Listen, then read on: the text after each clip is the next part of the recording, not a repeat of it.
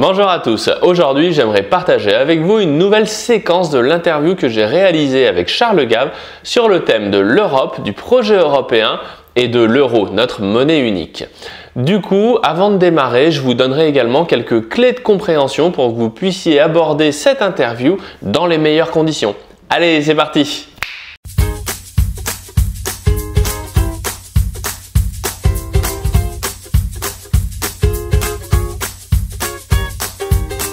Nous allons évidemment aborder le problème des taux de change et du taux de change fixe notamment qui existe entre les pays de la zone euro.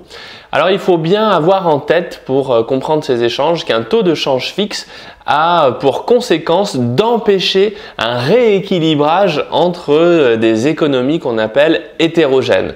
Dit autrement, quand vous avez un taux de change variable, eh bien c'est le taux de change qui va vous permettre d'équilibrer entre deux pays la quantité de choses qu'on importe et qu'on exporte pour arriver à une équivalence, un équilibre. Un taux de change fixe entre des zones hétérogènes aura pour conséquence une désindustrialisation du pays économiquement le plus faible par rapport à l'autre. Si vous voulez creuser le sujet, allez voir ma vidéo « Pourquoi l'euro est mal conçu » où je parle essentiellement de cette problématique des taux de change fixes et variables.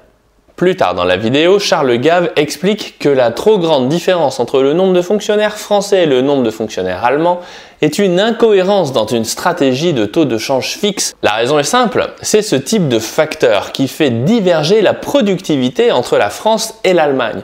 Du coup, dans un régime de taux de change fixe, cela devient un facteur destructeur. Le dernier point clé concerne la présomption fatale dont parle Charles Gave à la fin de l'interview. Il faut savoir que ce terme présomption fatale, c'est le titre d'un livre de Friedrich Hayek, qui est un économiste libéral, qui a été écrit dans les années 90. Dans ce livre, Hayek explique que le libéralisme consiste à laisser se multiplier les initiatives individuelles afin de laisser jouer un darwinisme économique. L'idée, c'est que lorsque toutes ces actions non concertées se rencontrent, les plus mauvaises idées vont disparaître et les meilleures idées vont trouver une voie. Or, dans ce livre, Hayek reproche au socialisme de vouloir concevoir un projet collectif par une volonté politique. Et il explique que la présomption fatale, c'est de se penser en tant que société capable d'anticiper l'avenir. Selon lui, c'est complètement ridicule comme idée, puisqu'en réalité, seule la rencontre d'une multiplicité d'actions décorrélées et individuelles peut faire émerger une véritable stratégie qui fonctionne. Voilà, sur ce, je vous laisse regarder l'interview et on se retrouve après. Mais c'est vrai que après, on voit même ne serait-ce que la situation de l'Europe. C'est un sujet que vous maîtrisez tout à fait. On est dans une situation où on sait bien qu'elle est intenable. Et une idée aussi simple que les taux de change entre des économies hétérogènes. Voilà. Qui permettent d'absorber les chocs. Oui. Ce que je dis souvent, c'est que quand on met des taux de change entre deux zones hétérogènes, c'est juste pour qu'on constate la richesse de l'un et la pauvreté de l'autre. Oui, et que les flux ne deviennent pas destructeurs. C'est ça. Donc, si la Grèce a une industrie bof, au moins qu'elle la garde. C'est-à-dire que si on la met au même niveau de concurrence qu'avec l'Allemagne, forcément, ça va pas bien se passer. C'est ce que j'avais écrit en 2001 ou je ne sais plus quand, que j'avais dit il y aura trop de maisons en Espagne, trop de fonctionnaires en France et trop d'usines en Allemagne. Bon, on y est, ça marche pas, qu'est-ce qu'on fait? Mais c'est marrant parce que même cette idée, en fait, on a l'impression qu'il y a une volonté politique. Et moi, j'étais à fond, je me souviens, en 81, j'étais pas vieux, mais en 93, j'étais pas vieux. Mais l'idée européenne fait rêver. Mais bien sûr. Mais pas cette Europe. Non, mais l'idée, c'était, on voulait l'Europe comme un espace de liberté, qui était une merveille, si vous voulez, l'Europe chrétienne de 1250, où on voulait, au contraire, une Europe puissance, un État européen. Donc on refait avec l'Europe ce que Philippe le Bel avait fait avec les provinces françaises, c'est-à-dire de les forcer à devenir une nation. Autant je suis d'accord pour créer une Europe de liberté, où chacun fait ce qu'il veut en fonction du principe de subsidiarité, tout ce qui peut être fait, qui est un autre principe de l'Église catholique, tout ce qui peut être fait localement est fait localement, puis ça ne regarde pas les autres. Autant créer un nouvel État puissance, ça me paraît une imbécilité, parce que tout dans l'histoire de l'Europe, toutes les tentatives de recréer l'Empire romain sont toujours terminées dans le sang.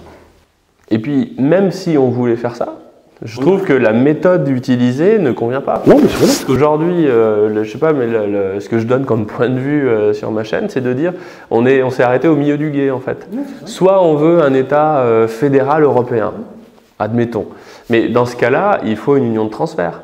C'est-à-dire qu'on ne peut pas mettre les Grecs et les Allemands sur le même pied. Ou alors il faut que les Allemands transfèrent plein de pognon à la Grèce. Voilà, la contrepartie, c'est ça. Enfin, nous, on finance la Corse, on finance la Bretagne. Oui, ça va, parce qu'il y a une volonté d'être une nation. Exactement. Or, l'Europe n'est pas une nation, c'est une civilisation, ce qui n'est pas du tout pareil. Donc, si vous voulez forcer les... personnellement, c'est toujours la phrase de Jeanne d'Arc que j'aime bien, quand on lui avait demandé à son procès si Dieu n'aimait pas les Anglais, elle avait répondu, Dieu aimait beaucoup les Anglais en Angleterre. C'est-à-dire que Dieu reconnaît l'existence des nations, c'est ce que disait Jean-Paul II, il disait un homme ne peut être libre que dans sa nation si elle est démocratique. Mais il n'y a pas de liberté si on n'est pas dans une nation. Et puis quand bien même qu'on voudrait faire un super État européen, pour ceux qui sont dans cette optique, bah, techniquement, ça implique des choses. Non, mais pardon, si vous pouvez avoir un taux de change fixe avec l'Allemagne, vous pouvez avoir 70% de fonctionnaires de plus pour 10 000 habitants en France qu'en Allemagne, mais vous ne pouvez pas avoir les deux à la fois. Ben, c'est ça. Et c'est pas cohérent. C'est ça. Moi, à la rigueur, l'un ou l'autre, je ne serais pas forcément contre. Non, mais on ne peut pas choisir un truc qui est illogique. Je demanderais au moins la cohérence dans le choix choisi. Voilà, absolument. Donc on aurait pu tout à fait avoir... l'euro, si on avait viré 50% des fonctionnaires en France. Mais si la volonté d'être une nation, qui est la caractéristique qu'une nation, c'est une volonté de vivre ensemble, si les Français veulent avoir 70% de fonctionnaires de plus, qui suis-je, moi, pour dire que c'est pas bien? Qui se les paye, quoi. Ben, qui se les paye. Et à ce moment-là, ils en payent le prix dans leur taux de change. Mais ça ne me gêne pas. Qu'on se les paye. Oui, qu'on se les paye. Mais ça m'est égal. Vous voyez ce que je veux dire? Mais je ne dis pas que 70% de fonctionnaires, parce que c'est peut-être pour ça que la France est un pays agréable à vivre. Il n'y a pas dans la vie que les choses que vous pouvez mesurer. Il y a des tas de choses qui existent, qui ne peuvent pas être mesurées, qui ne peuvent pas être pesées, et qui sont extrêmement importantes. Et bien peut-être, cette espèce de douceur de vivre qui existait en France, c'est peut-être parce qu'on avait plein de fonctionnaires. Peut-être. J'en sais rien, mais peut-être en les supprimant, on perdrait ça. Ouais. On perdrait ça, on deviendrait une notion, on deviendrait les Allemands, ce qui serait une perte pour la civilisation considérable. J'ai rien contre les Allemands. Et le pire, je trouve, là-dedans, c'est que quand on fixe les taux de change, en fait, ça veut dire qu'on empêche la régulation des... Mais et surtout, ça donne des systèmes qui se mettent à diverger naturellement. C'est-à-dire la production industrielle, le chômage, les budgets se mettent à diverger naturellement. C'est-à-dire que les pays du Sud s'enfoncent et les pays du Nord montent encore plus vite. Donc, à la place d'avoir des systèmes garantis par des taux de change flottants qui convergent naturellement à travers des ajustements monétaires, vous avez des systèmes qui divergent. Et en physique, les systèmes qui divergent naturellement finissent toujours par exploser. La nature va avoir des déséquilibres. Voilà. Et donc, on sait que ça va exploser. Alors après, l'argument que j'entends contre ça, c'est de dire, oui, mais bon, les Allemands, ils ont une meilleure productivité que les Grecs. Mais c'est pour ça qu'on ne peut pas avoir un taux de change fixe avec eux. Mais du coup, l'argument, quand on va au bout de cette logique, c'est de dire, il faut que les Grecs se mettent au boulot et on leur met des politiques d'austérité.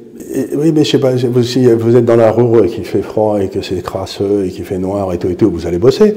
Mais si vous êtes sur une île grecque, vous n'avez pas envie d'aller bosser, quoi. Et donc, encore une fois... Et bloquer le rééquilibrage de ces déséquilibres, c'est une erreur. C'est lutter contre c'est comme la réalité, quoi. En fait, c'est de donner des coups de fouet à la mer pascalement, vous voyez, c'est le... Des coups de fouet, hein. À la mer, vous savez, c'était l'empereur perse qui avait pris une branlée par les Grecs dans une bataille navale et qui avait fait fouetter la mer pour la punir, quoi, parce que... Voilà. C'est ce que Hayek appelait la présomption fatale, c'est-à-dire cette impression que les hommes politiques ont parfois, qu'ils peuvent imposer leurs désirs à la réalité.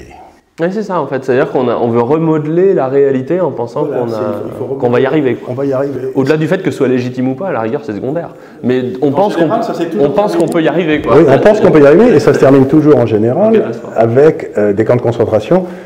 Et des dictatures et plein de gens gigouillés, quoi. Bah c'est là où je dis souvent que l'avenir se révèle sous nos pieds et quelque part ça devient présomptueux d'essayer de dire comment les choses doivent se passer, quoi.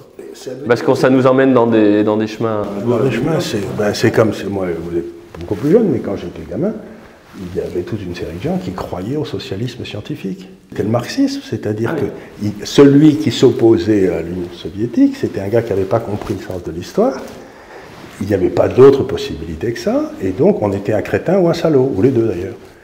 Et donc vous avez eu toute la France, qui a été, enfin une partie des intellectuels français, qui était pour le socialisme scientifique, parce qu'il y avait marqué scientifique derrière, vous savez. Oui, la planification. La planification. Donc aujourd'hui, il n'y a pas tellement de différence avec ça. Le socialisme scientifique est quelque part l'écologie qui requiert un gouvernement mondial, ou bien, je ne sais pas quoi, l'euro qui requiert que finalement que les Grecs deviennent des Allemands.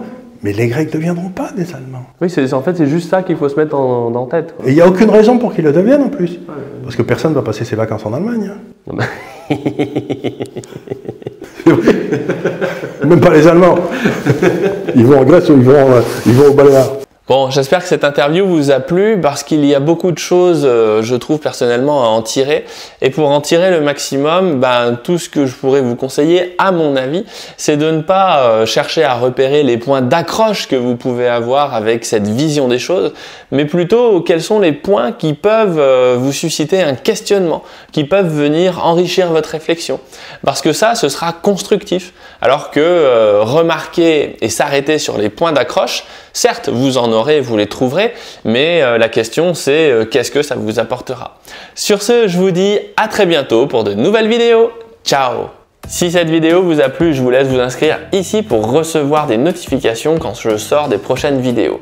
Et si vous voulez télécharger le kit anti-crise financière, je vous laisse vous inscrire ici sur ma liste email gratuite. Sur ce, merci d'avoir regardé et à bientôt.